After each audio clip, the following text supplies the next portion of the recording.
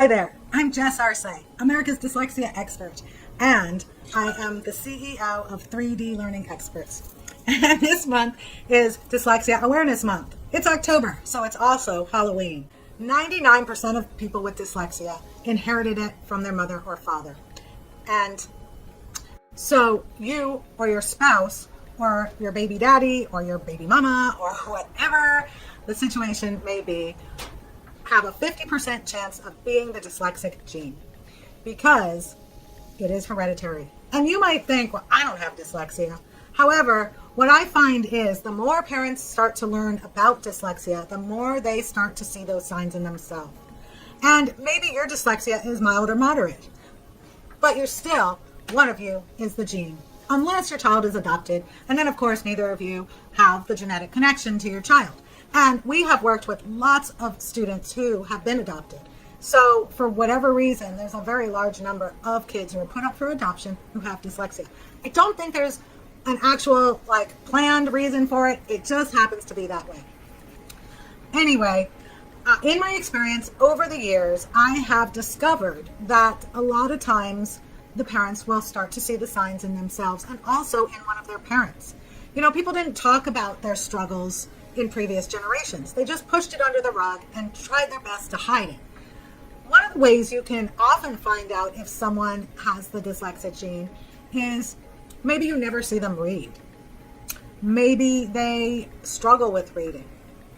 Maybe they chose a career that doesn't require a lot of reading.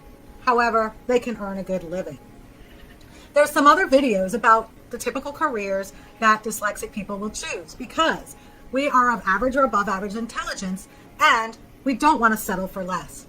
You know, my second job, I was only 14 years old. It was the 1980s, and I made $15 an hour selling shirts.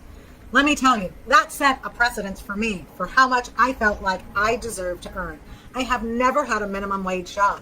And I'm sure that has a lot to do with the fact that my second job, my first real job, paid so well. And so I knew I was worth more than minimum wage. And that's what a lot of dyslexic people think. Like, I'm bright. Why should I go get a job at McDonald's? And that's why a lot of people in the prisons are dyslexic, because they know they're bright. However, they can't read very well, so they don't want to get a regular job. And so they decide to become drug dealers or go steal in order to make good money. There's actually, we're going to be having an author on one of my podcasts and YouTube channel videos in the near future who wrote a book about that very thing. He was dyslexic, couldn't really read, and became a drug dealer. And then he turned his life around. So, because we're smart, eventually we realize, maybe there's another option. But I think it's 30% of the prisons are filled with people with dyslexia, which is a sad statistic. Don't let your child become one of those statistics. Give them the help that they need today so that they have a promising future. And if you'd like to learn more about our tutoring program, schedule a consultation call with me. 3dlearningexperts.com/consult. And I look forward to telling you how our program will help your child stay out of jail.